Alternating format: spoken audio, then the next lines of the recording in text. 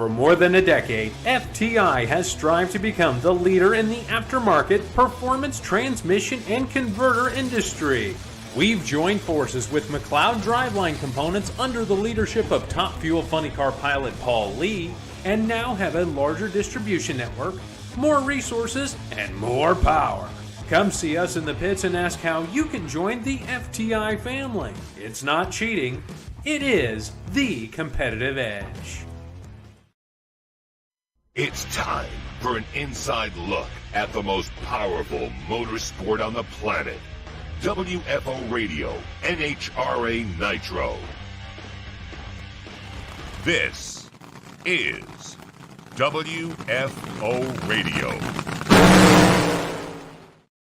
Hey everybody, we are back. WFO Radio is back as we get closer and closer to NHRA Camping World 2023. Got a big show for you today. Madelyn Reinhart going to be joining us. We're going to break down all the news. We're going to talk a little Super Bowl, a little Daytona 500 as we get ready to get going with the NHRA Camping World and Lucas Oil Drag Racing Series. Any big news today? Gee, I don't know. Any big news? Now, we have huge news to talk about as Tony Stewart has announced he'll be running a full season in the National Hot Rod Association in an attempt to win a championship in the Lucas Oil Top Alcohol Dragster category with the McPhillips family. That is huge. Can't wait to talk about that with AR. We also have Madelyn Marconi going to be joining us on this show. Madelyn has been on before. She is from West Palm Beach area, Florida, and has been leading the charge to save a drag strip. Now, it might not be your drag strip or a drag strip in your neighborhood, but we all need to support these kind of fights. And she's going to give us an update, like what happened at the commission meeting. Is there hope? What kind of hope is there? What can we do? Is there an action step? And I would hope everybody can stick around for Madelyn right after Madelyn Reinhart to find out what is the latest scenario with Palm Beach International Raceway, formerly Moroso Motorsports Park, best known for me winning a track championship there in 1995. Or not. I've got to tell you about the people who make it possible for me to go WFO. Today is kind of a tough show. We lost a great friend and racer, Frank Aragona. I want to bring on Alan for that. Real quick, let me just tell you about the people who make it possible. I'll go more in depth a little bit later on. But Total Seal, obviously, and FTI Performance Transmissions, the guys at Foggett, you know, Gary and Steve over there at Foggett, doing a great job. Bernie's Speed Shop. There's going to be a big open house at Bernie's the Wednesday before the Gator Nationals, 6 p.m. Garlitz is going to be there. You definitely want to make that part of your Gator Nationals trip. Phillips Connect, Frank Hawley's Drag Racing School, Marvin Rodak, and Sam Tech. I'll go in depth a little bit later on in the show. Stick around. One day you will need these guys, and we hope you will call them. I did mention Big Daddy. Tomorrow is a big day on WFO Radio. The International Drag Racing Hall of Fame induction ceremony is Thursday before Gainesville. So I've already got you planned out for Wednesday. You're going to be at Bernie's Speed Shop open house. But Thursday, we've got Garlitz, and Garlitz is coming on the show tomorrow. Big Daddy is going WFO. And we had a nice conversation this morning, just testing out the systems and talking a little bit about it. But this is the induction of John Force, guys.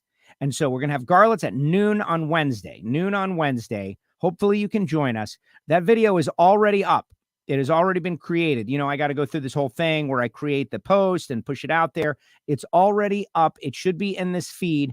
We need every single person that gives a care about drag racing to jump on board and watch Big Daddy on WFO, talking John Force and the Knapp brothers and Bunny Burkett and Shelly Anderson Payne. Fry. It's an unbelievable year. And yes, we have a table, and we're going to give a couple of WFO radio listeners the opportunity to go and check it out in person. I'll tell you all about this all later on.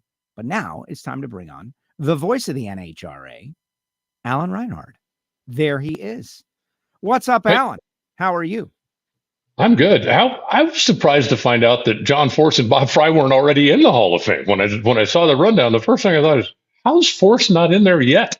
And I really felt the same thing with Bob Fry. You know, he retired 10 years ago. I figured certainly by now he would have been in, because both, are going to end up there at some point. So I'm glad they're finally getting that unfinished business taken care of. So the Bob Fry part, I have no idea. Maybe he slipped through the cracks. He's one of those first ballot Hall of Fame characters. that should be instantly in, but they do make you wait 5 years. Maybe at the International Drag Racing Hall of Fame, they make you wait 10 years. The Force story, though, I know that they have been trying, they have talked with John about this for many years. This has been an ongoing thing. And John has been adamant about wanting to do it after he stopped driving or when I retire or that kind of thing, except he's not stopping driving. And he had kind of always thought about it as like, someday I'll get there. But there have been people speaking with him. And I think the reality of Garlett's age, of course, we want Big Daddy to live as long as Ed Iskandarian, right? Like we want him. Ed is 102. Garlett's is 91. The guy is great for his age, but you never know. We're about to talk about someone who was 53, who we loved, who passed away. You just never know. And so this moment of Garlett's and Force together, enjoying the night, enjoying the moment, Force going in, Force is on board, and it's going to be great. I can't wait. Well, didn't John and Don have a moment together last year at the Hall of Fame ceremony? I don't know what you're talking about, Alan. We're going to move forward, I think. Thank you very much. And yeah. A little trial by fire for good old Joe Castello there. Interesting stuff. But hey, allow me to take the levity and pour some cold water on it. Last week, our buddy, Frank Aragona. This is a guy, he and his dad remind me so much of me and my dad, except they have 3 world championships and we don't. But as the news is coming down and my phone starts to blow up with texts and whatnot, seeing some things on social media, the reality that Frank is he's been battling cancer. I don't know if people know that. There's all kinds of stuff that's happening behind the scenes, guys, that, it's personal and all, but we lost Frank. And this one's hitting home for me big time, Alan. What a good guy. What a nice person. Friendly face. Like such a good guy, man. You wanted to be around him all the time. You wanted to go say what's up. And I did often. But we lost him and it's just very tough. Yeah. I knew that his cancer had come back and that he was battling again, but I didn't know that it had come back that bad. So I was quite surprised when I got the word. And I feel the same way about him as you do. Just, a genuine good guy. If you see him out there, forget the fact that he and his dad were so successful, with the comp car in particular and with the other classes that he raced also.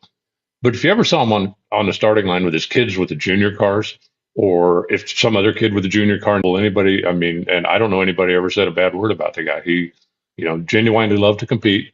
But he also, had a very soft spot for his friends, his competitors. And as I said, if you ever saw him out there racing the junior program with his kids, he wasn't 3-time world champ Frank Aragona. He was dad and was out there having a good time. And, and again, like I said, anybody that ever needed help, he was very quick to jump in and do what he could. So it's a tremendous shame. I feel so bad, for his father, and of course for his kids and for his wife and what they've got to be dealing with. But he did jam a lot into that 53 years, and I don't think he left a bad impression on anybody that met him. I haven't encountered that, and Jackie Frick has been real kind to tell stories to me, and I have my, how it is, Alan. You have relationships with people, and they are what they are. We see them once a week or for 5 minutes, and you're quick with them, but you're appreciative of them, and likewise. But then there's the family racers, the people who grew up with this person, that see them all the time, that they do things away from the racetrack. And if I feel terrible, what do they feel like? It's a nightmare. And just so sad. 53 years old, way too young. I think about his pop, and my like goals in life have become like outlive my dad. Like that's what I got to do. Right. It's so terrible. But when you think about a drag racer, what would Frank want us to do? And I genuinely believe he would want us to go race and have fun and be safe and enjoy each other and talk racing today and all the big news. But I'm going to miss the guy. I'm going to miss him so much. I will as well. And, obviously everybody in the comp eliminator pits and all those friends up there, we want to, send our best wishes out to them as they're dealing with this. It's difficult. I'm glad that we got to keep them as long as we did. And as I posted on Twitter, I think one of the funniest things that I ever saw at a Lucas banquet was when he got up to accept one of his championships, and he did a fat man floss specifically to embarrass his daughter. And it was just an absolute riot seeing him up there celebrating, dancing, having a good time, and watching Emma's horror while she sat at the table going, "That's not my dad." Yeah, except it is, and that's why we love him. Great guy, just a perfect example of drag racing and the hard work and the type of people it brings in. 3 championships. That's very, very rare in comp. It's happening a little more lately. Bruno is now a 3-time. Frank is a 3-time. Obviously the others, Rampy, Palmer, Meropoulos, but comp is not easy. No. You want to hear something though, Alan? I'll put it out there. Like it's gnawing at me and I'm so sad about it. And there's nothing I can do. We should have done an attention in the pits on that altered, and we didn't. It was just so interesting. We did some features on it when Doug Dahl was driving, when Charlie Greco had it, but man, I wish I could go back. It's one of those things. I wish I could go back and just have the time and take the time in the day and the stars align. You know how it is, to have featured that car. We didn't, and it's tough. But it wasn't, that car was special, no question about it. But you look at the stuff that they did and being successful by not following the beaten path, right? The half a Hemi combination that they ran for so many years, the Subaru stuff that they ran for a number of years. And if there was some kind of wacky, weird, oddball thing that nobody else ever thought of, the Aragonas not only took a swing at it, but they were successful with it. And it was just fun to watch because they didn't just come out there with, okay, another small block Chevy and here we go. They were always doing something that was full of imagination to get the car down the racetrack in a pretty quick fashion. One super comp in Charlotte a couple of years ago broke the chassis somewhere over the course of the weekend or in transit. And I remember they broke the chassis and then they got it welded and then they won the event.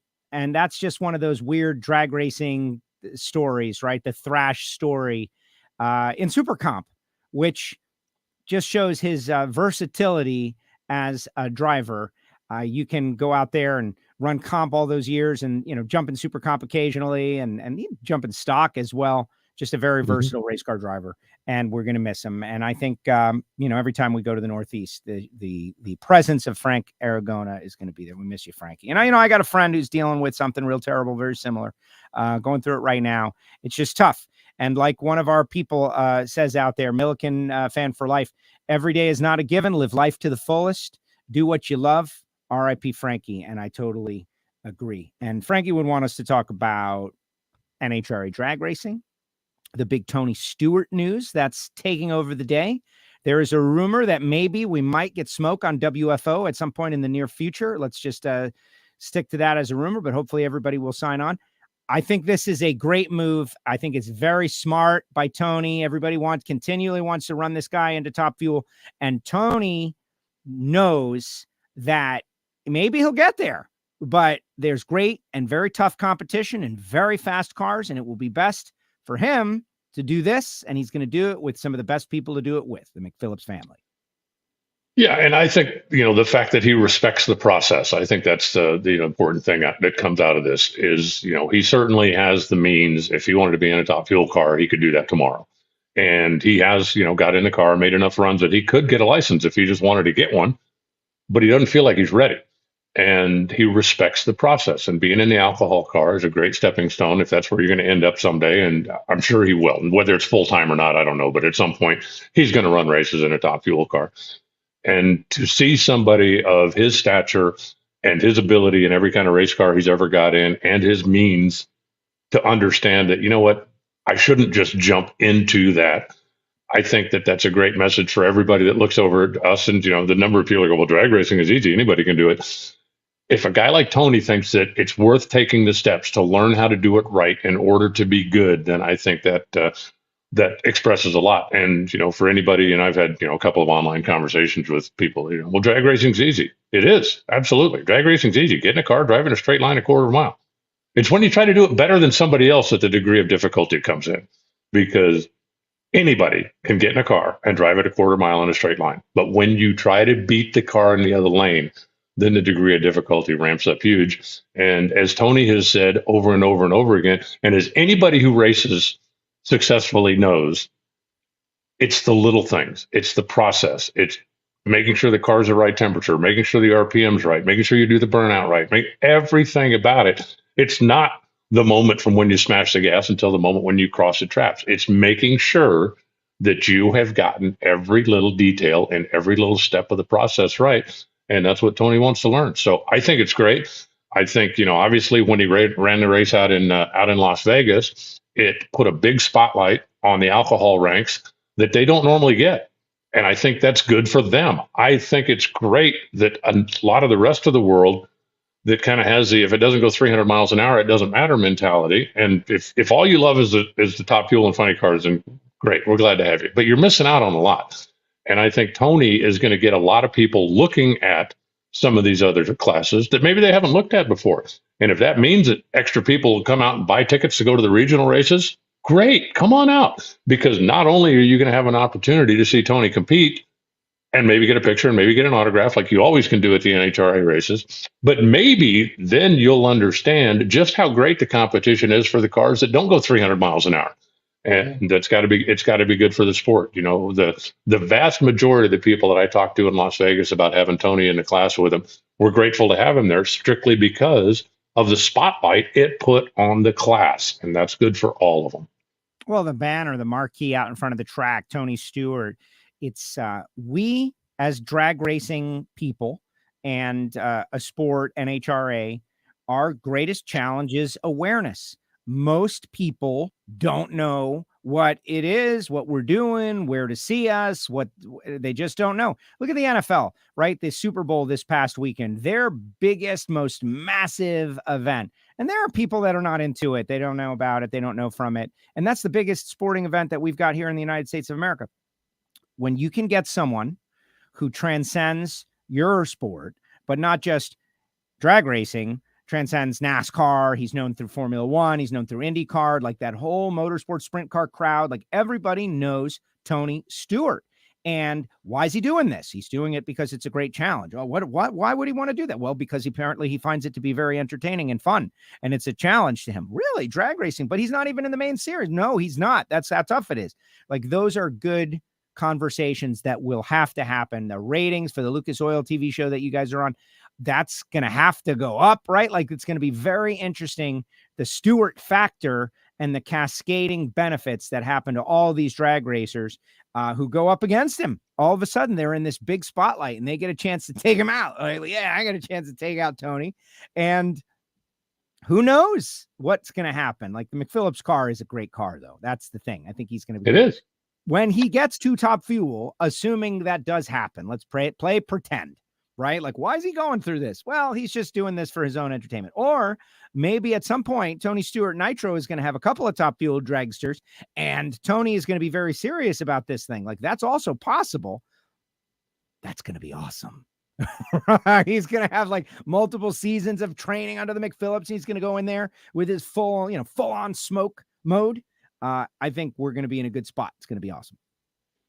Yeah, I think so too. And as I said, I think, the fact that it puts such a bright spotlight on the Lucas Oil Series and on the top alcohol dragster class in particular, I think is good. You look at when Kevin Harvick, when Kyle Busch announced that he's going to run some Xfinity races this year, how many people now are going to buy tickets to those races that weren't going to go before simply because Kyle's in the race? I remember years ago when Jeff Gordon said he was going to run a handful of those races, Busch races at the time, and the racetracks were bidding for him. It's like, we will pay to have you come run our race because we know people will buy tickets on the Saturday race to come see Jeff Gordon that wouldn't have otherwise. So having a big name in that series, I think is good. It puts a spotlight on the series. I guarantee you, the Madison Payne Tony Stewart final round was the most watched run there was in top alcohol dragster last year. And do you think like Muscle Milk was unhappy about that? Right. Do you think they're going, oh, we don't want Tony Stewart over? No, of course not, because they got a lot of exposure for their car, for their sponsor, for their people. And oh, by the way, they won. The second most viewed probably would be the final round in Vegas because, well, when you went on your side, or the final round in Pomona, because when you went on your side, when you've got your back tires up against the wall and you're still trying to accelerate, that's doing it a little different. And that's what Taylor did. Yeah, Taylor, I talked to her at PRI and she was like shaking her head. And I'm like, yeah, but you won. It's okay. And she's like, oh my gosh, I can't believe I did that. But hey, it's like it all worked out. So we're all excited.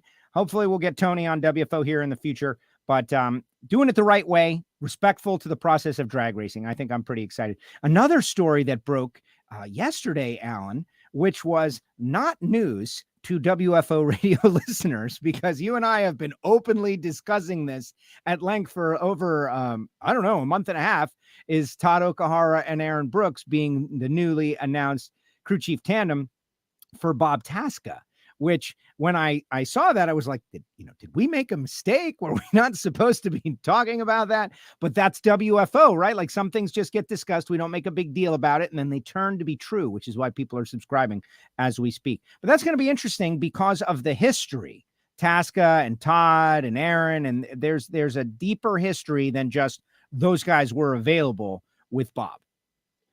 Yeah, the fact that, Aaron Brooks spent some time at DSR and he and Todd have a good working relationship and a good relationship. So I think, there's not going to be a lot of learning curve there. Bob had a really good race car the last couple of years. And I'm sure that, they've got the notes, they've got the records, so they've got a great starting point, right? We don't have to come in and start from scratch.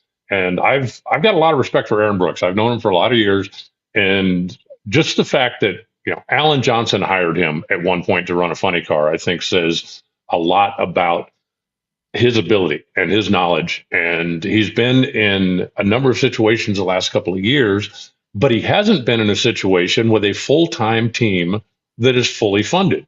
But if you look at the cars he's helped and you look at the people that he's worked with, he has improved the program every place that he's stopped.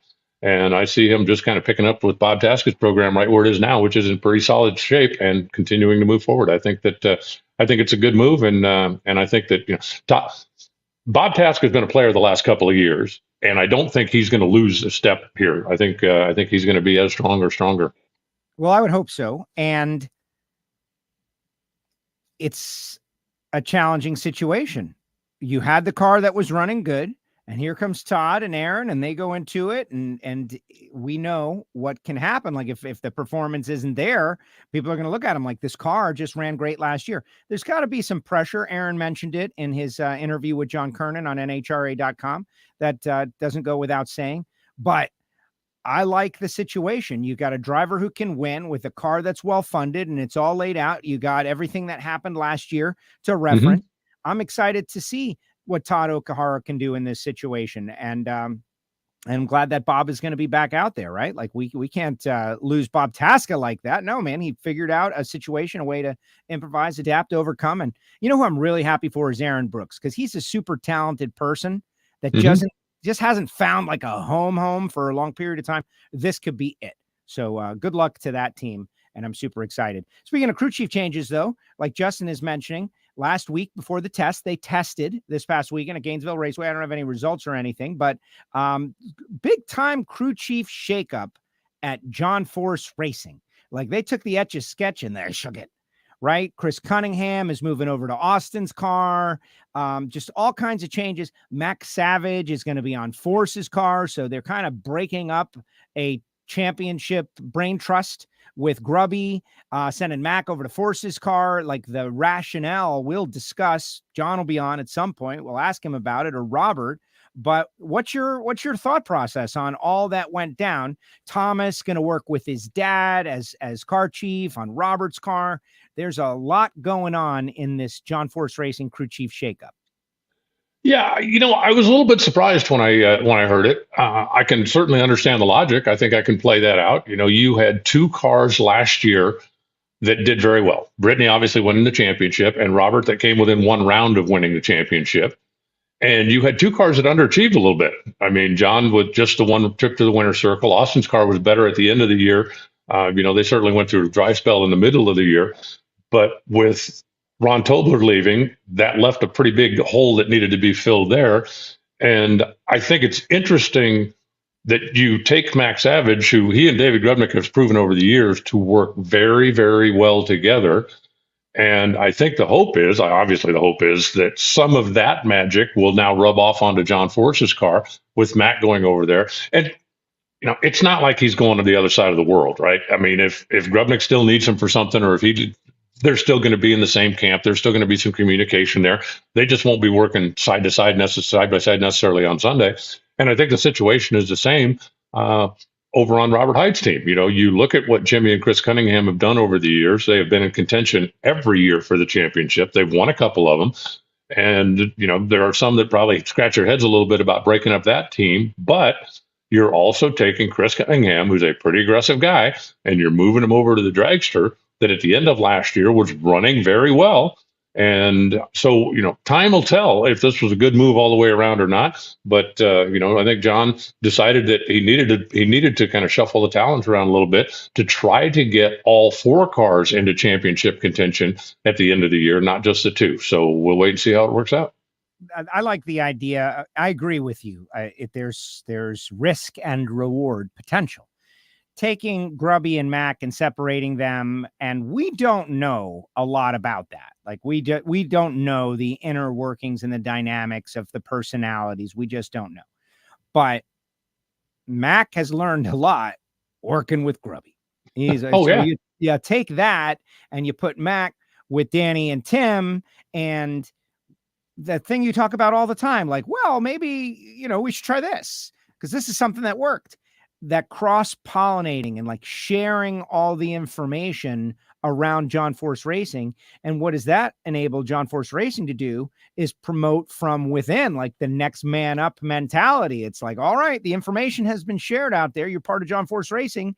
And in the end, we make this possible. And so we share the information within the teams across formulas. So a funny car crew chief can go be a top fuel crew chief with Chris Cunningham. I think it's probably pretty smart of Force to do it. But then again, the results will tell us whether or not it's smart or not. Well, I think when you compare how many drag races John Force has won and how many drag races Alan Reinhart has won, who has the better track record of putting personnel in place to make teams go out and win? And, John who? Force.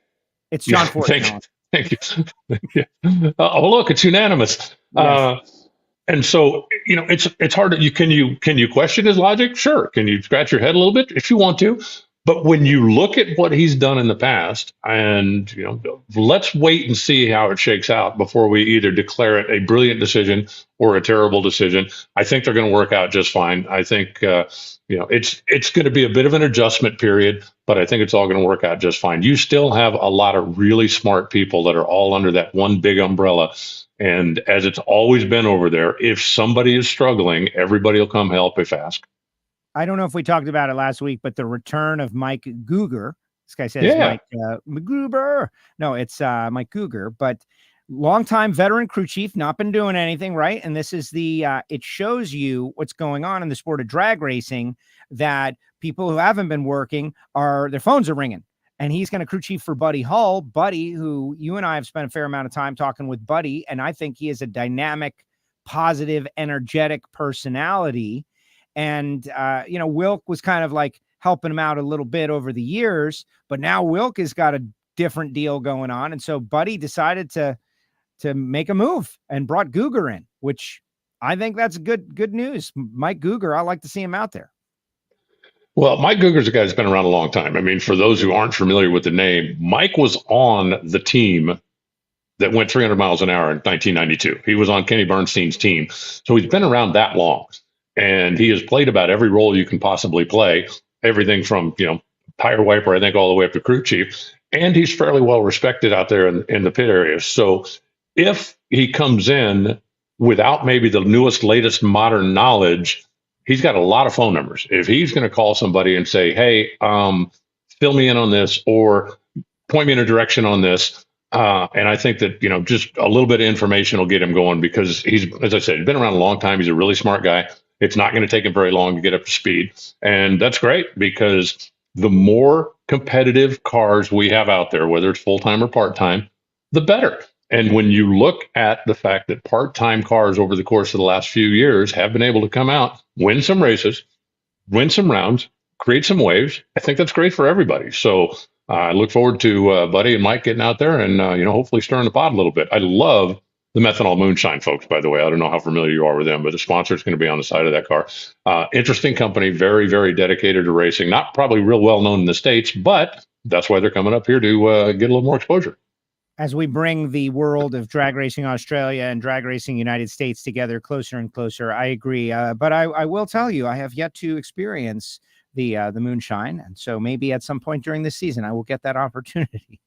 I feel like I just might. Clutter Motorsports testing in Gainesville, as was JFR and Alexis. But what I found to be interesting is they tested a canopy dragster. And this is one I watch. I see who's got their appreciation of the way things are and were and some of the other cars. But you got to try one, right? At some point. We were kicking it around on the Ignition show yesterday with our Patreons, and everybody pretty much agreed, like, hey, man, the way they're running, you got to try one. You got to see what's up. What do you think is going on with the experimentation with the canopy? And Doug? Well, I think experimentation is the right word. Both Doug and Chad Head, the general manager over there, said, we are not sold on this will absolutely positively be on the car. They're testing it. And if they decide that it looks like it shows promise or something they want to do, then they can certainly go with it. I wasn't stunned, but a little bit surprised because Alan Johnson has never seemed to be a big proponent of the canopy cars. Now, he won championships with them. So, he's familiar with them, and it's not like he can't make one run, and he's not, and Alan's not a guy that's ever going to give an excuse. They did not have a good year last year, and he's not going to say, well, it's because of X, Y, Z. He's going to go out and fix the problem. And so, whether this, as far as everything we've seen out there, I don't believe personally that it is a clear performance advantage. I think if it was, everybody would have one. It's heavier. From an aerodynamic standpoint, they're very, very similar. There's a reason that all the cars have super high windshields on them now and everything because of that.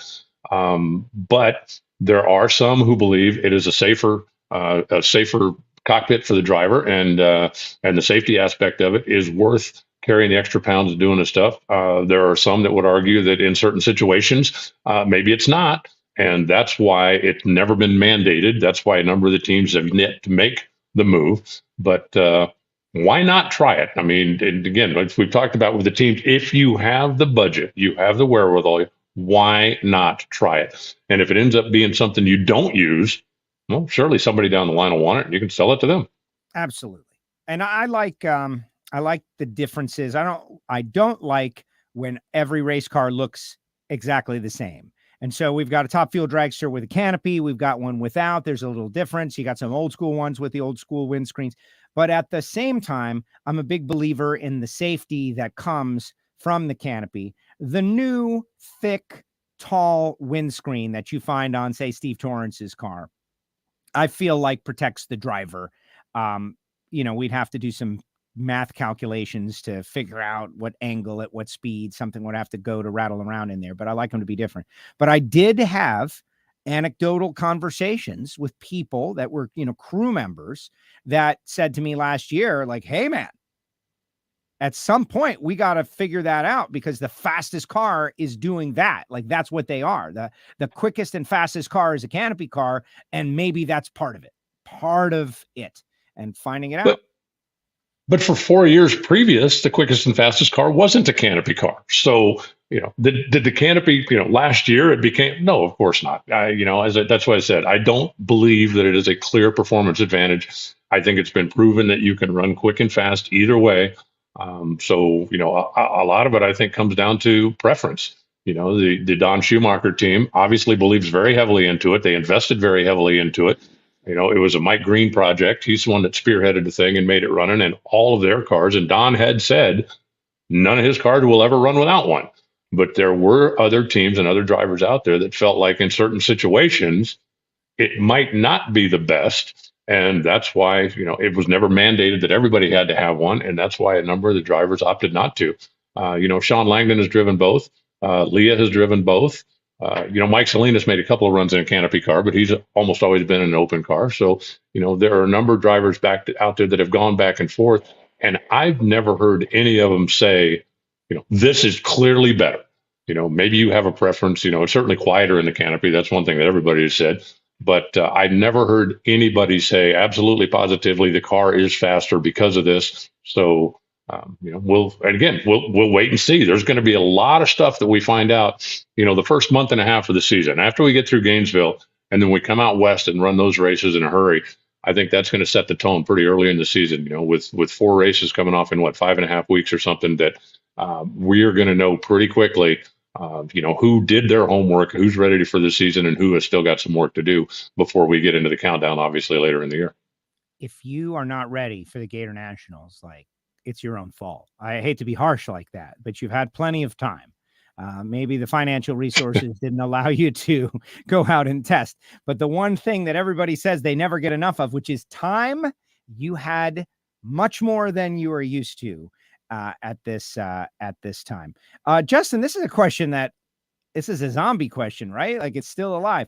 Why did NHRA do away with national record run points associated with records? That's something that keeps bouncing back up every couple of years. We did away with it, everybody understands it, and then it comes back.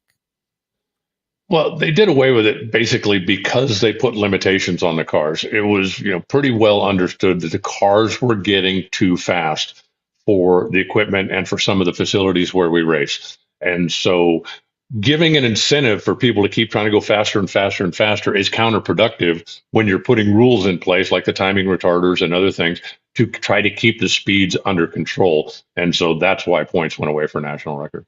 Very nice. Very nice. Good answer. Good answer. I appreciate that. Been talking a lot of Nitro here on this one. Pro Stock had Erica on last week. She clued us in on, 7 KB Titan cars, 8 Elite Motorsports cars for a total of 15. I'm super excited about Pro Stock. Michael Heiner has been doing a great job on our Patreon only show. Hear it from Heiner, answering all kinds of technical questions, going really in depth on Pro Stock. It has been great. Everyone is welcome to check that out by joining Patreon. But what do you? I haven't seen too many Pro Stockers out there testing just yet. It's still very cold. It was even in the 50s here in Florida, but that's going to get rolling the week before the World Series of Pro Mod. The weekend of the World Series in Pro Mod in Orlando, and then a couple of days before Gainesville. It's going to be gangbusters. But from what I understand, there won't be Pro Stock testing in Gainesville. They will be testing places other than Gainesville the days before the Gator Nationals. Well, I think there's been some testing going on. You don't hear as much noise about it as you do when the Nitro cars go out. But, KB Racing goes over to Mooresville Dragway on a pretty regular basis, no matter what. I don't know it for a fact, but I wouldn't be the least bit surprised to find out the McGaheys have been out doing some stuff early on. And again, they just don't issue press releases, so it doesn't make big news. But there have definitely been some cars that have been out there, doing some burnouts and doing some launches at least. So there's Pro Stock's going to be fun. If, assuming the McGaheys come back with 2, that's now 17 full-time cars. Don't know what Kenny Delco's planning to do. Don't know what, those guys up there are planning to do. Don't know what Alan Przinsky is planning to do. But it looks like we could potentially have as many as 18 or 19 touring cars and bring it on, because I love when you get into a situation where racing on Sunday is not guaranteed when you unload the thing out of the trailer on Friday. Yeah, definitely. And just some of the conversation points that we touched on with Erica, in case you guys didn't see it out there, it's in the archive, and we really appreciate when you share those interviews. You don't have to watch them live, but definitely share them. We're talking about the Quadras, like Christian and Fernando Jr., like when waiting to happen, right? Would love to see a Ford Mustang get in there. Just a lot of different stories. Alan Przinsky has been so good on his social media of, I'm hyped for the guy. I don't know what the heck I'm looking at when he's posting, but he's got me excited that they found some horsepower, and he needs some financial help to go to more races, but he's going to be out there at Gainesville. Just very exciting what's happening in Pro Stock. Obviously, we've talked a lot of Pro Stock motorcycle. Did you see that Randy Meyer got the A-Fuel funny car down the racetrack the other day with Julie Natas? And so all of a sudden, that's real. It went from being like, that's not real, to mixed deals, like, I'm doing it. And Randy Myers went down the track, ran 560. And so all of a sudden, the thinkers in drag racing are figuring this thing out. I think it's going to be interesting. Well, I'm looking forward to see what they do with that. I thought it was very interesting that if I read the interview right, the last thing that Julie said is, I'm looking forward to Funny Car Chaos. Not, I'm looking forward to Gainesville, or not, I'm looking forward to, getting a thing out in Charlotte or in Vegas. So I'm not sure what their NHRA plan is with that car. I know that they've certainly got a full slate to do with the dragsters, but maybe they're planning to, continue to do some testing and do some stuff at the non-NHRA events before they bring it out and try to make a splash. Or maybe WFO Radio can call and go, hey, Randy, Joe Castello's got a license. Let's put together a deal here. I like that idea, right? Yeah, me inside a funny car. Oh my goodness.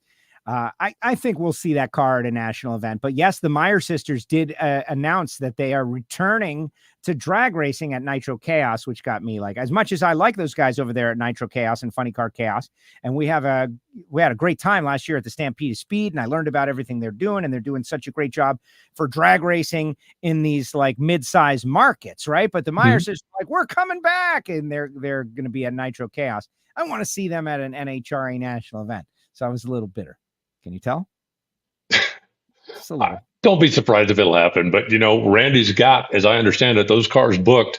Would he bring out a third one? I don't know, maybe. Would one of the sisters fill in if Julie has something come up and has to take a weekend off? Or if Chad has something come up and has to take, I don't know, maybe. But I guarantee you, if Julie on Thursday ever said, geez, I'm not feeling very good this weekend, I don't think it would take Rachel long to get her fire suit out and get ready to go. I agree. I definitely agree with that. All right. Anything else that we did not cover that we should? I got Madelyn Marconi, who's going to tell us about saving Palm Beach International Raceway, action step, where we are, what's up, what's the story, what, the ground that we've covered since the last time she was on, which has been generally positive, by the way. And I don't want to say that I had totally given up hope, but kind of. And it's just another lesson to not give up hope, because good things are kind of happening down there. We'll do that. But is there any final thought, anything else next week? We might have smoke. Who knows? No, but, you want to play Ryan? You want to play Reinhart reels before we leave? Yeah, well, we didn't talk Super Bowl and we didn't talk Daytona 500, so we got to do that real quick. But yeah, reveal something, Reinhart. Reveal. Well, no real Barracuda news. I'm haven't really done a whole lot with that, but I've been working on the Hemi. And I keep finding out more and more interesting stuff about the Hemi. I mean, I know that, this thing, it's an iron 426 Hemi that was in a funny car dated 1970, but it hasn't run in a while. I don't know that much about it. So I've been taking it apart, freshened up. I got pistons ordered for it, but this was the timing cover that's on it. Okay. And I am told, what? Yeah, Ram Chargers. Right. I see Ram Chargers. Remember the Ram Chargers? Yes. I am told that is a very, very rare piece. It was a very short run back in the early 70s. I also found out that the Hemi that I have has got a 4-inch stroke crank in it. So it's not a 426 Hemi. It's a 490 cubic inch Hemi.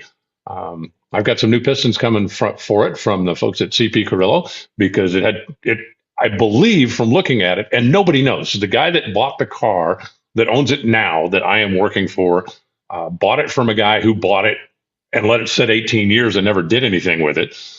He believed that before that the last time the engine actually ran, it was on alcohol. And judging by the compression ratio and some of the other stuff, I believe it was. So it's being put back together to be a nitro cackle car. But I just think it's fascinating, some of the parts and pieces that have come out of this thing that literally date back to the 1970s. The date on the block is January 26, 1970. And since I have, a 1970 real deal iron 426 Hemi, and I have a 1970 Barracuda right there. If the Hemi didn't have to go back in the funny car because it belongs to somebody else, that those things might find a way together in the future. But I just don't see it happening. Anyway, I think it's been fascinating for me to find this stuff out, because calling some of the guys that remember stuff from back in the day. I spoke with Austin Coyle pretty extensively on a couple of things. I called Dale Poldy the other day and asked him about some of this stuff. And I sent him some pictures. I get this. And he's like, yeah, I haven't seen that since 1975. So it's just kind of cool working on, a vintage project like this and going back and taking a look at the way things were done almost 50 years ago. And the car in question, in case you missed it, is the 1970 Barracuda that Candies and Hughes won Gainesville with in 1970. Wow. And the gentleman that owns the car now has been in touch with Leonard Hughes and it verified that it absolutely positively is that car. He is trying to bring it back to at least its original look. It's not going to be a race car. It's going to be a cackle car. But he is trying to make the thing as original as he possibly can. And I'm in charge of the 426 or the 490 cubic inch half-inch stroker Hemi, vintage 1970 something. I don't know. If you want to send me a photo, I got a guy who knows a little something about old parts coming on tomorrow. Garlets, like I'll flash the picture to him and say, "Hey, what's this? What do you know about this?" And we'll see. All right, real quick, let's do some quick hits because the questions they keep coming in about like legit questions. Like Lauren's been asking this one over and over, and I want to get to it. Is Tony Stewart the first former NASCAR driver to race a full-time season in the NHRA? And that word full-time is tripping me up. I know John Andretti had come over, but I don't recall if that was like 4 points every week. Well, I guess it depends on how far you want to go back and what, a full circuit for Tony is not going to be every national event because the alcohol cars don't run at every national event. And he obviously is going to hit some divisional events and do some other stuff. I mean, if you go way, way, way back in time, Richard Petty did some drag racing way, way, way back in time. Danny and Gaius did some drag racing way, way, way back in time and did some other forms of stuff as well. Mickey Thompson obviously was involved in a lot of different kinds of racing. So he is the latest to come over here and do something. I don't know. I'm kind of with you. The full time is a little bit of a sticking point. Is what was full time back then wasn't anywhere near what would be considered full time now. Right, 10 alcohol dragster races. Okay, Super Bowl hot take. Go. I called the first half. Yes. Yeah. What'd you say? It was going to be a 10-point game. I said Philly by 10. Philly by 10. Yeah, it was a good game, which I'm grateful for. I'm not going to throw anybody under the bus, but I was a little disappointed about how it ended. I would have liked to have seen Kansas City score and then have, whatever it was going to be, 90 seconds or 70 seconds or something to see if Philly, could pull one out of the bag. I think that would have been a more exciting ending. Overall, I thought it was a good game. Overall, I was pretty disappointed with the commercials. And congratulations to Kansas City. You'll have to call your buddy Casey Wolf and see if he can get, Mahomes or Kelsey or some of those guys to come out and come drag racing with us when we get out there. Yeah, that would be great. They would certainly love it. And Daytona 500 this weekend, I'm heading up to the D5 Awards banquet. But, the Great American Race, give me a pick. Oh, man. That race is such a crapshoot. I think, Kyle Busch obviously wants it bad. Richard Childress cars have always run well there. I think that you have to, maybe give him a little bit of a something. Denny Hamlin has always run so well at that race. I think you have to give him a little bit of a something. Joey Logano has always run well at that race. Seems to get in trouble, 500 feet from the finish line. Keselowski, same thing. That race is just, I think it's too big a crapshoot, but I would not be stunned if any of those drivers that I mentioned won. I would be thrilled if one of the Stewart-Haas cars wins. I think, you look at Austin Cindrich winning last year in the Ford that had been vacated by Keselowski. And I think, with Priest coming in with some of the changes, Kevin Harvick has done fairly well at the big tracks over the years. I'd love to see Smoke kick off the NASCAR season as a win with a car owner and then come to the Baby Gators the next week. I think that'd be cool. That would be super cool. Alan, great job as usual. Thank you so much. Thank you. I want to hang around and listen if you don't mind. I've been kind of following the West Palm thing, and if like I said, if you don't mind, because I think if Madelyn can fix this, then I think she's going to be in demand, right? The next time, hey, my racetrack's in trouble, it's going to be 1-800-Madelyn. So Madelyn, enable your camera. Get up here and tell us what you can do. Madelyn Marconi is down there. We're going to enable her camera. You just stay on the air, and we're going to bring her on right now. Here she is, Madelyn Marconi from Southern Florida, who has done a great job of updating us. Madelyn, this is Alan. Alan, this is Madelyn. I know Madelyn's dad. I've known her for a long, long time, and she and I were just like racers at PBIR together, and she has fought to get through a couple of these commission meetings and stop some things, and came on the show once before, Madelyn. I was not able to go to this most recent meeting, so why don't you just kind of take control of things and educate us as to where things were and where they are and what happened.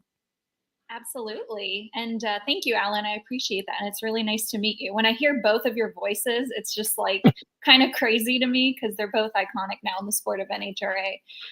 But yes, the meeting was on January 26th. It was a Thursday. It started at 9:30. It was a long meeting. We had around 50 people show up. They were all, slotted to do the public comments. We had representatives from VP Racing Fuels. We had Antron Brown submit comments on the record, environmentalists from the Waxahachie Sierra Club. And ultimately, after a very, very long day, the county commissioners voted 4-2 against the warehouse that would potentially replace Palm Beach International Raceway. They voted to deny the application. So as it stands right now, the racetrack is still there. The uses are still all the same.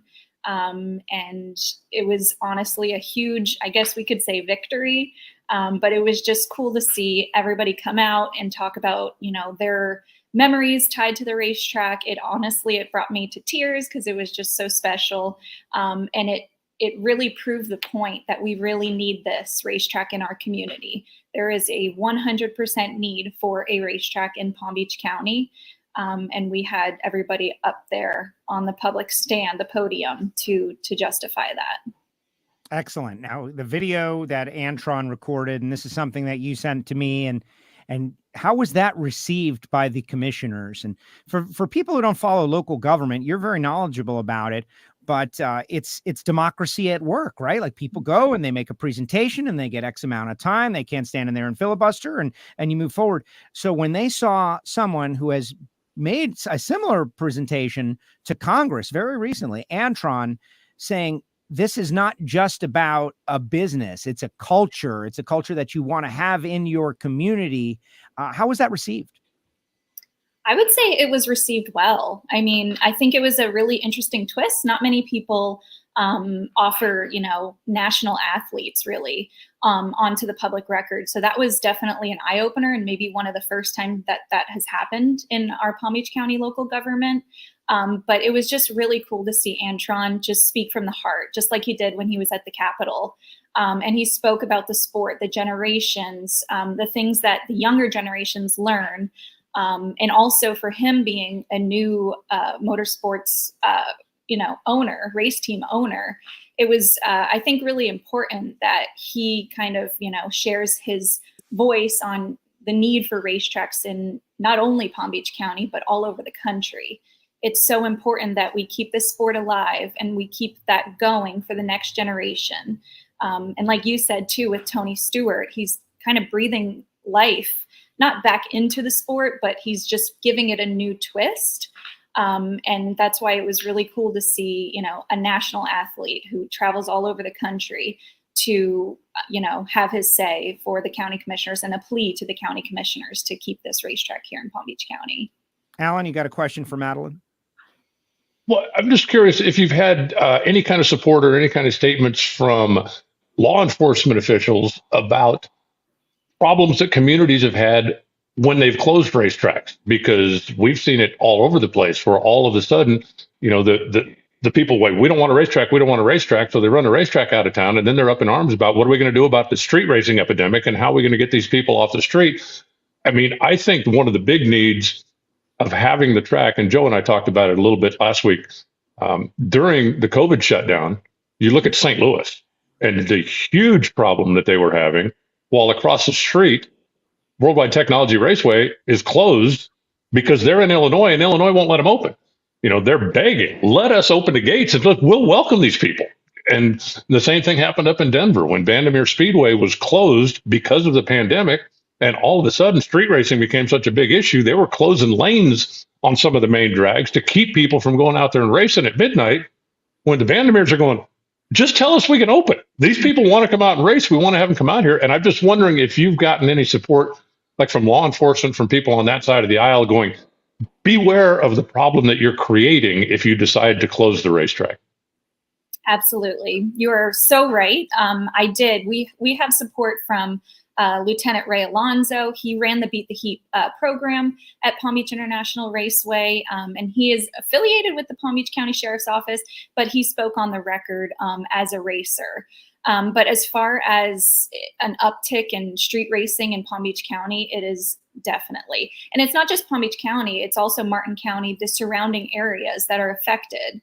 And there's been news articles that have come out since the closure of April of 2022. I've been sent videos, people like literally having proof of street racing occurring on the streets. I've recently reached out to the Palm Beach County Sheriff's Office to also gather some real hard data on the statistics since the racetrack closed. And they just got back to me 2 days ago, and it was very apparent that there is, an uptick in street racing, just like you said. Palm Beach County has a lot of money, and I'm not just trying to boast, but we all know there's a lot of money, which means a lot of fast cars, and a lot of people who need that, safe, sanctioned facility, or else we will see, lives lost, unfortunately, because, drag racing is a sport that was created really to get people off of the street. And without a place to go, where are they going to go? They're going to go to the street. So you're exactly right. I'm really pushing for the Palm Beach County Sheriff's Office and other sheriff's offices to kind of see it from our point of view. I've been speaking about it until my lips are blue because I just believe it so much. But it's just, you gotta, get everybody on board and just kind of get the data out there too. That's what, a lot of government entities like to see is the data. Derek is out there, wants to know if the meeting was recorded. Is that something that listeners can go back and watch and share? Yes, it was recorded. I can actually pull the timestamp that it took place because there were 2 applications before it unrelated to the racetrack, but it's on public record. And it's something that I could easily produce to you, Joe, and you could share it. Excellent. Speaking of that, for everybody that's interested, okay, I know we have a lot of listeners that they want to hear the latest John Force Racing news, and they don't necessarily want to be an activist saving drag strips, but we also have a lot of people that do want to be activists saving drag strips and lending their energy, at very least, with a share. We are going to share some information at the conclusion of this show in my WFO Radio Twitter feed and on our Facebook page. Madelyn, you're going to send that to me. Of course, I'll share your handle as well. Please tell us your best social media communication point. But people can do stuff. There are still things that can be done. What do you think the best course of action is at this point? Because they wanted to turn it into warehouses. People bought a property. They wanted to make an investment by turning it into warehouses. The people in the community said, what? Warehouses? Oh my gosh, trucks coming and going and all this stuff. We don't really want that. It's nice the way it is. Let's keep it the way it is. And now it has been denied. The warehouse plan is a no. So what now? What can happen now that can bring this thing maybe back to being a drag strip? Absolutely. So legally, there's some things that might have to take place with the county and the applicant, things that I have no knowledge about. But as far as, the need for a racetrack, it's still very apparent. I think the best thing that everyone could do is just kind of spread the word about, the racetrack is still standing. It's there. It's not going anywhere anytime soon. It has been apparently stripped. I haven't seen it. I've only seen photos. But it's something that we just need to keep in the forefront of our minds, because if it could happen to a premier facility like Palm Beach International Raceway, it could happen to your facility in your local community, and one that, you never thought it would have, gone away. So just spread the word and just keep this all on the forefront of your minds. My Facebook it's my private one. You can add me on Facebook. I've received a lot of friend requests since being on WFO and with a lot of people. It's Madelyn Marconi. But also we have a private Facebook group for Palm Beach International Raceway, and it has about 4,700 people. So if you search Palm Beach International Raceway, it's a private group, like I said. Please join it. And that's kind of where I've been keeping a lot of the information up to date as it comes. Right now, we just kind of have to sit and wait and to see what happens. I, of course, would love for some sort of motorsports, investors or investor to come in, and that would be the dream for them to buy the track if everything went accordingly, and buy the track and continue its legacy. Like we said again about Tony Stewart, I mean, for someone breathing more energy back into the sport, maybe letting him know, that would be kind of cool to see. Buy the track, Tony. Yeah, buy the track. But listen, yeah. I think about hello, Marcus Smith. Yes, Marcus Smith. Well, there's a road course there. There's an all concrete quarter mile that is already in great shape. They stripped the track, but a big minded investor could replace the things that are now gone very easily with something that is better than what was there, right? Concept wise. The important thing is the land, the track, and the community around it. And they needed a new tower for years. I think the iconic tower is still probably there. I haven't seen any destruction photos because I would cry if that happened. But the bleachers are now in Bradenton. All right, you can always get new bleachers, right? You can figure out a new way to do that. Timing system. Brockmeyer will sell you another one, right? There's other ones out there. But the soul of the place is still intact. And the plan to make giant money with it as being a warehouse distribution hub, that is now no longer possible, from what I understand. Yes, at this point, I mean, you can never say never, and it goes both ways. It's like lining up for a drag race. You never know which way it's going to go. And that's kind of been my mentality in all of this. We're going to give it our best go at it. And we've received the results that we have.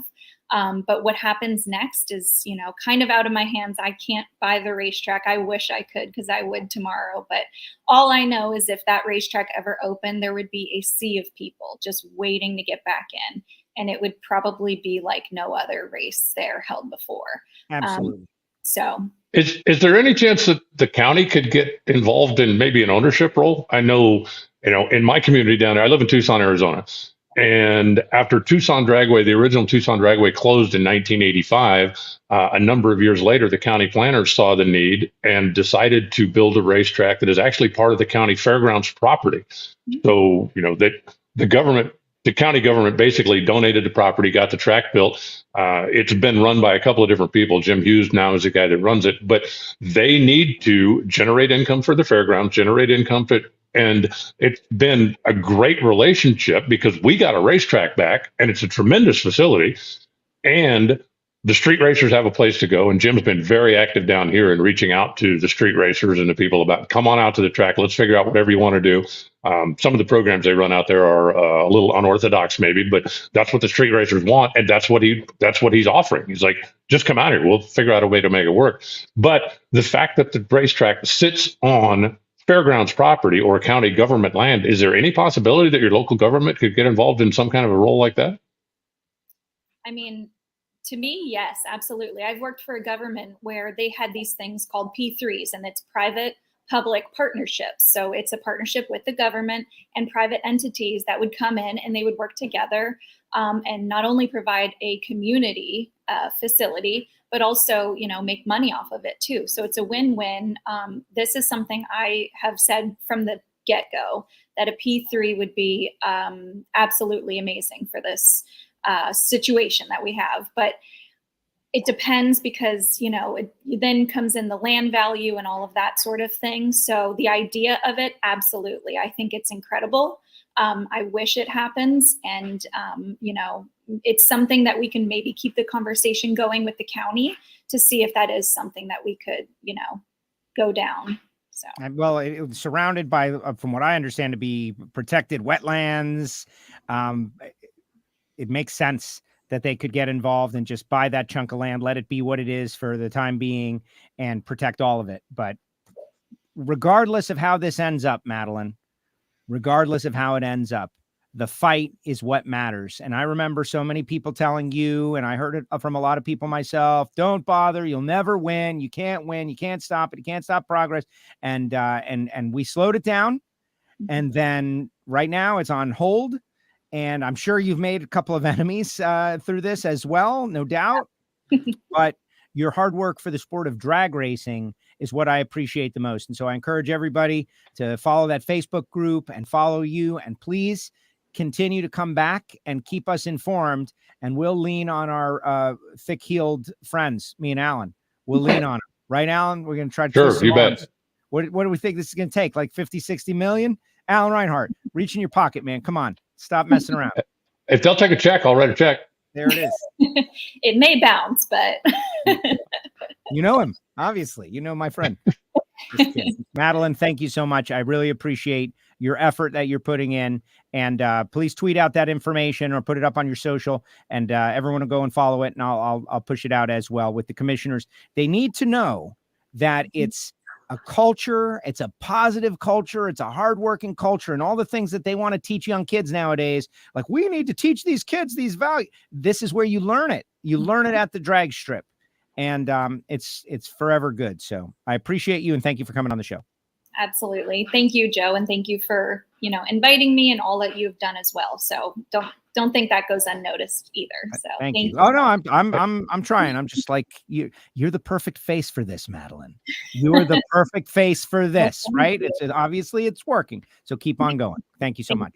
Thank you so much. Hey, I'm not a Facebooker, but shoot me an email, announcer@nhra.com. I'd like to exchange contact information. Absolutely. That sounds great. Thank you, Alan. Excellent. Excellent. There she goes. There goes Madelyn. Madelyn, thank you so much. She's on point. She works in local government. She's the daughter of a drag racer. She is a drag racer herself, and she is getting results. Is the track going to be saved? Are we going to all be there? I don't know. But people said 6 months ago, 8 months ago, a year ago, there was zero chance, and there is more than zero chance. And so we're going to fight with her.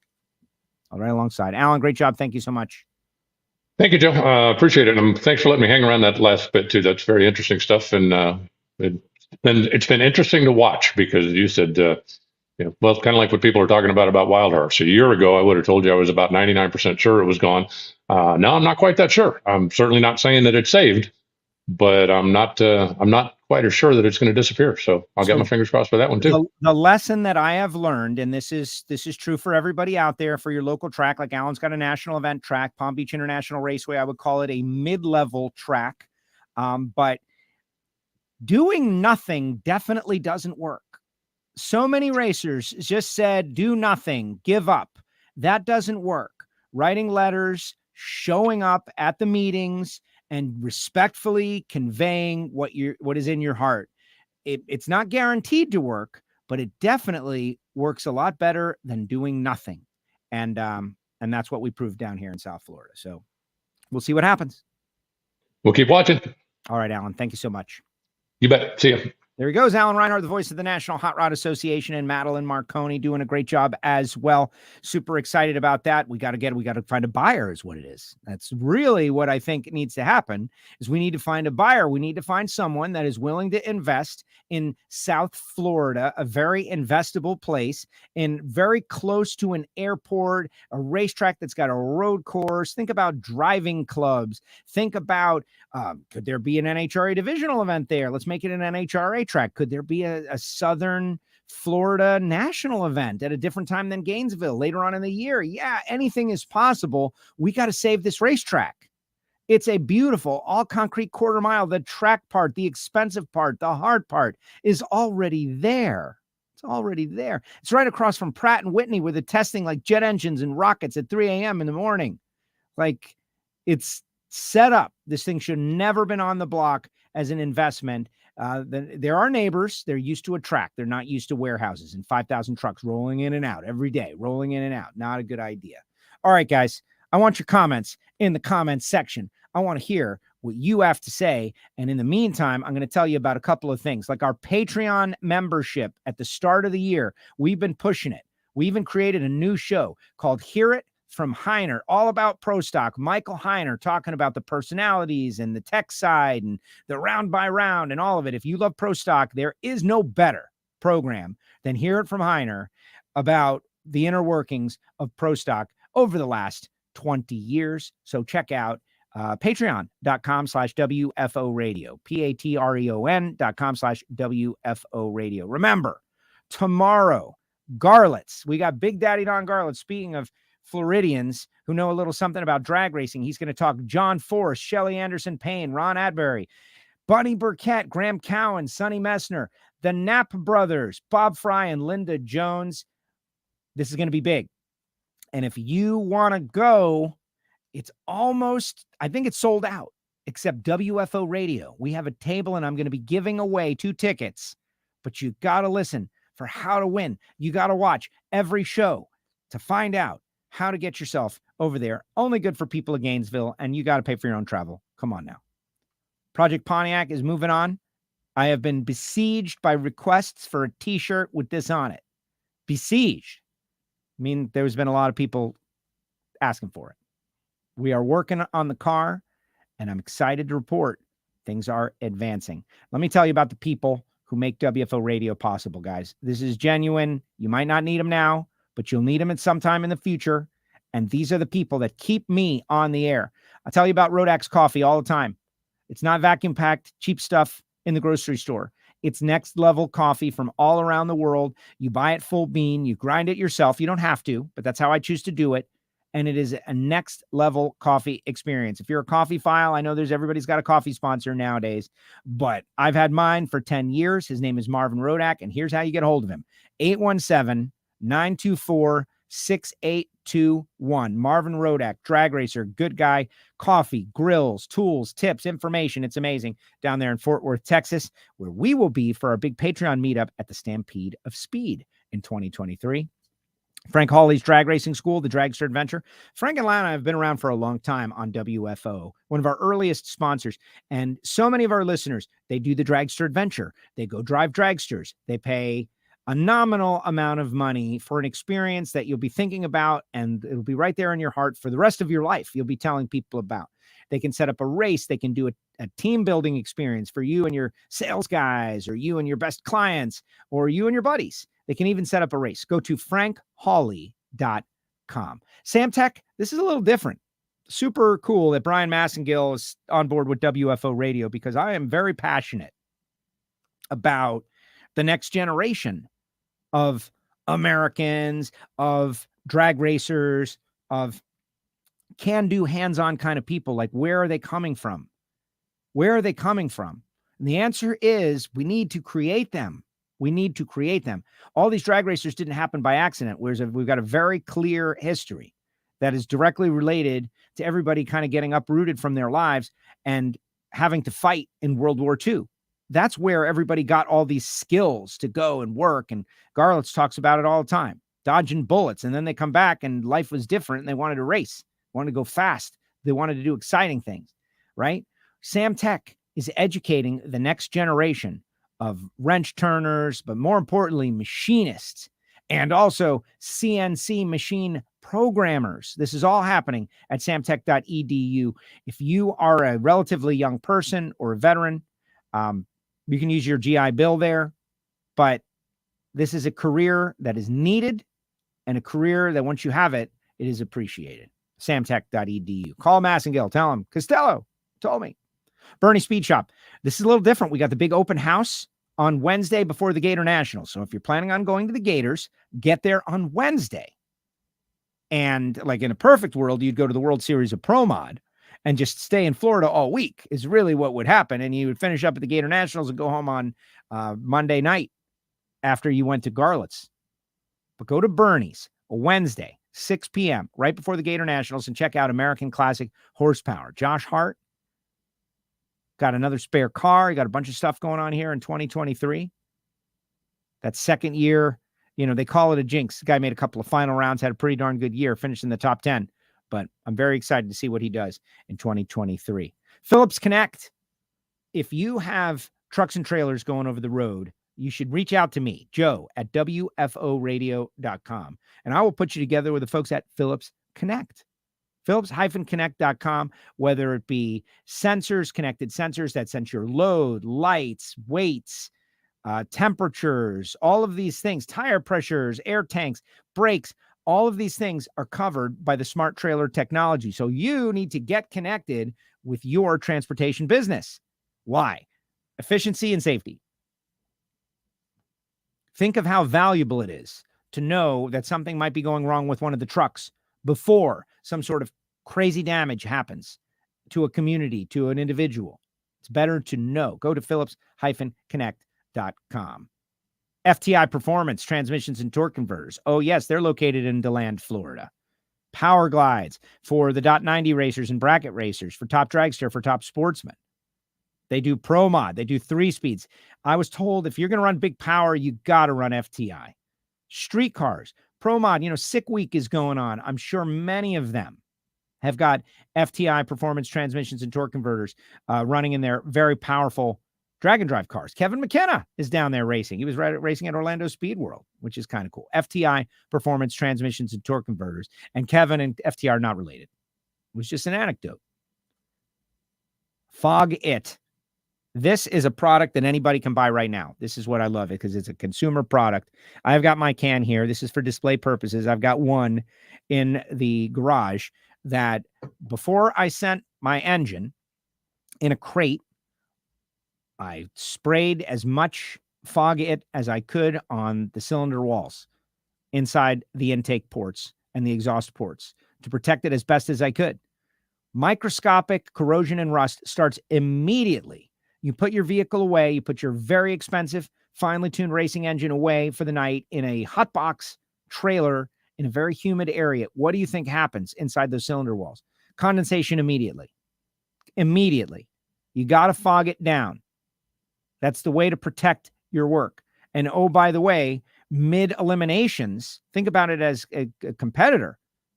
You've just won second round. Tomorrow morning is going to be third round. You want everything inside that engine to be as similar as it was yesterday. Fog it down with Fog It. Go to the website, follow them on YouTube. And then Total Seal piston rings. I was talking to Hartford this morning. I'm like, so when are we going to see the new look Total Seal Camaro? And he's like, well, and he gives me this whole song and a dance.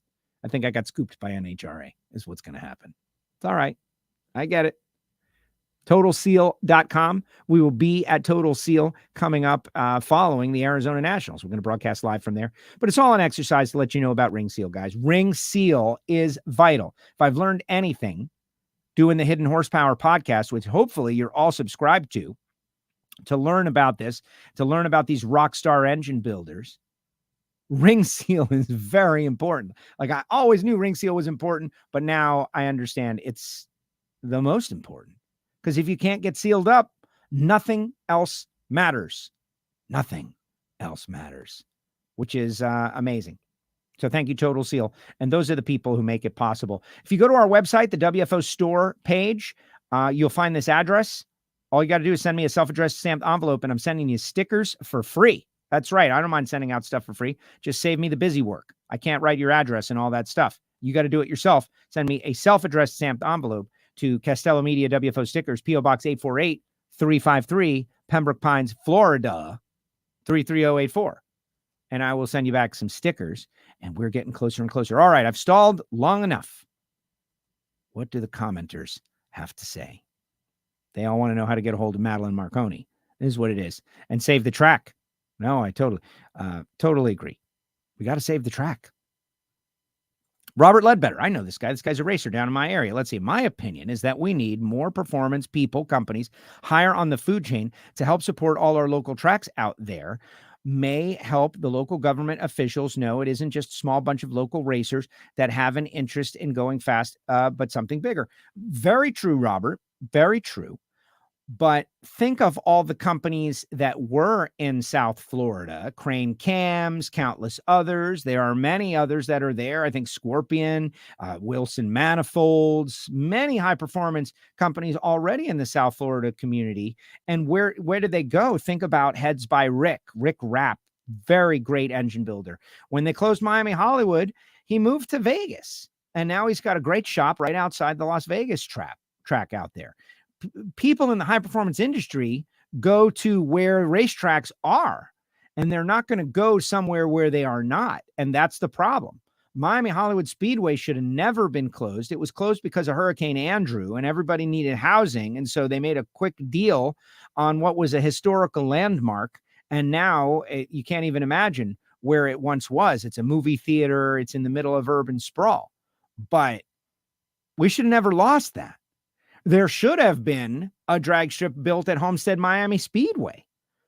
Unfortunately, the local community made the track early on say, we won't build a drag strip. There were plans for a drag strip at Homestead Miami Speedway, but they never were realized. And now that land is gone. But high performance industry can't survive if there's no racetrack as a cornerstone. That's part of it. And that's why so many people moved away. It's very terrible. But your point is well taken, and we got to find a way.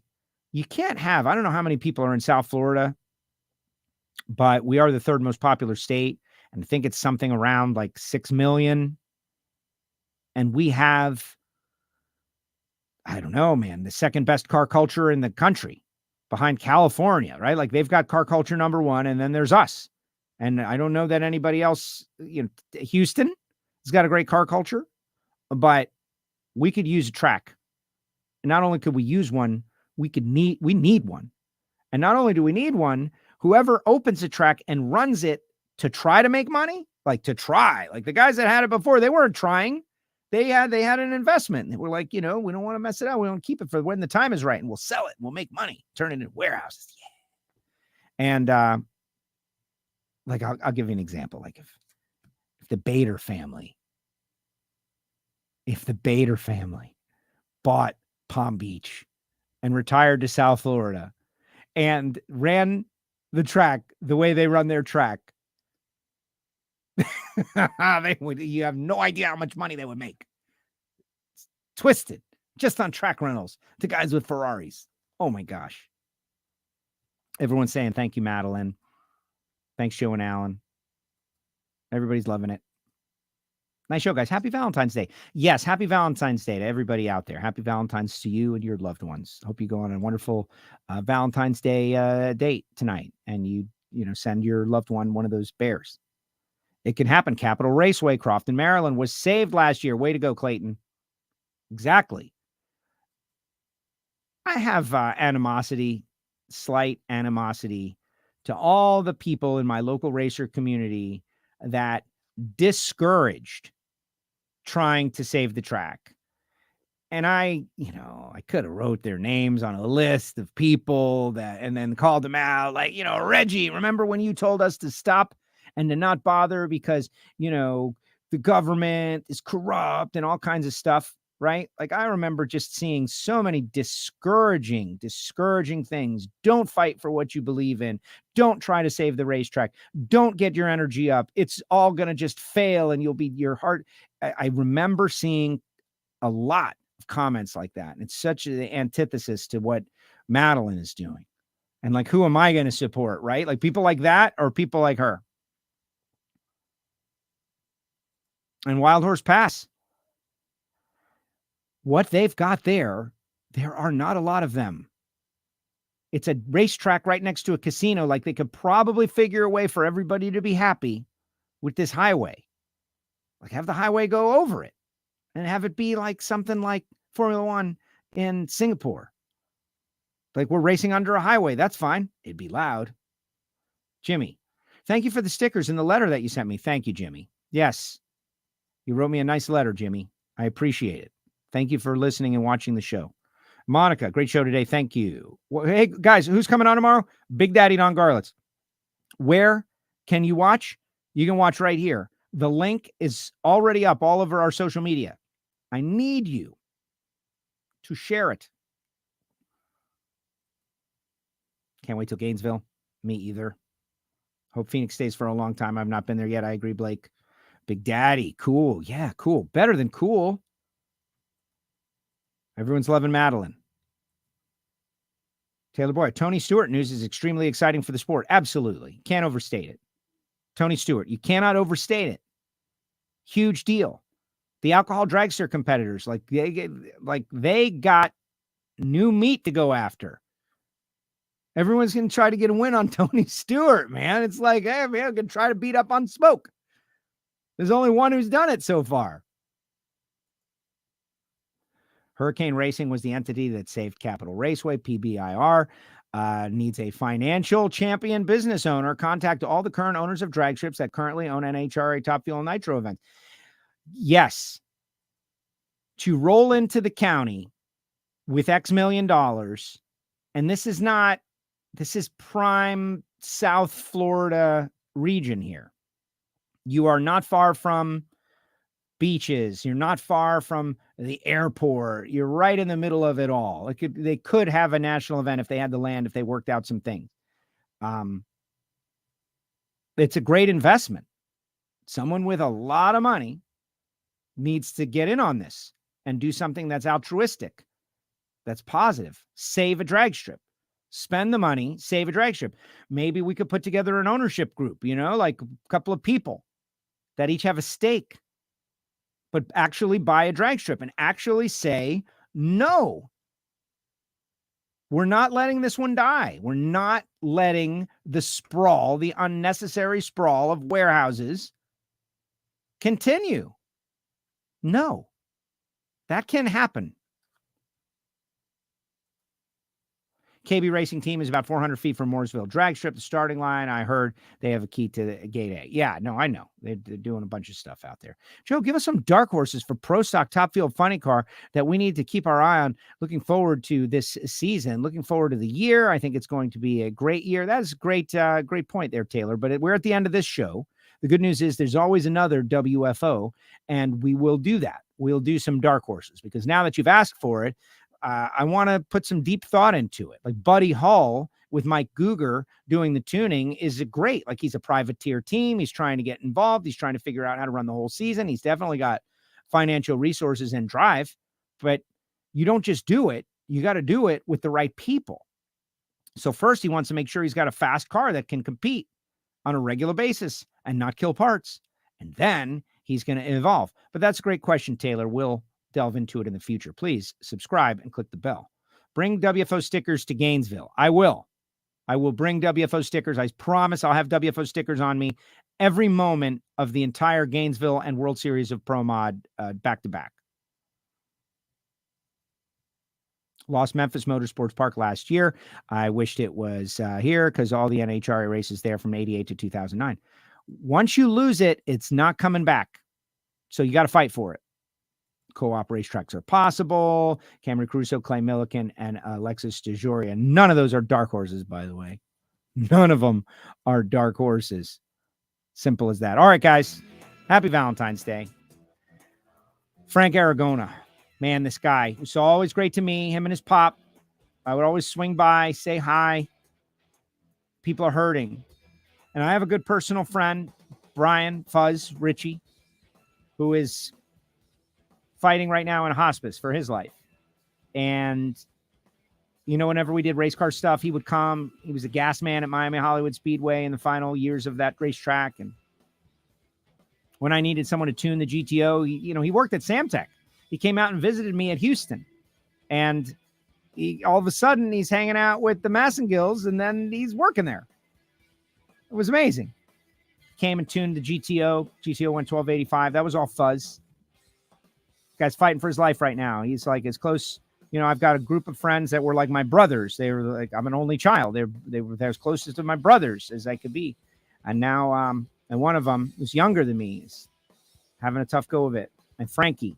And you got people around you. Look at Jeff, who has fought cancer and is winning. There's someone around you that you love and you haven't called them for a while. You should do it. Doesn't have to be long. It can be short. Just stay connected. Stay connected to them. But man, my buddy Fuzz. Tough stuff. But it ain't over yet. Keep fighting, buddy. All right, guys. Garlits tomorrow. WFO. We're going to have a great year on this show. We're going to have a lot of fun at the NHRA. Hopefully you're all involved. If you're in Kansas, it's going to be at the D5 banquet. I'll see you there this weekend. Thanks to Madelyn. Thanks to Alan. And most importantly, thanks to all of you. You guys are really what keep this show going. Thank you so much. WFO.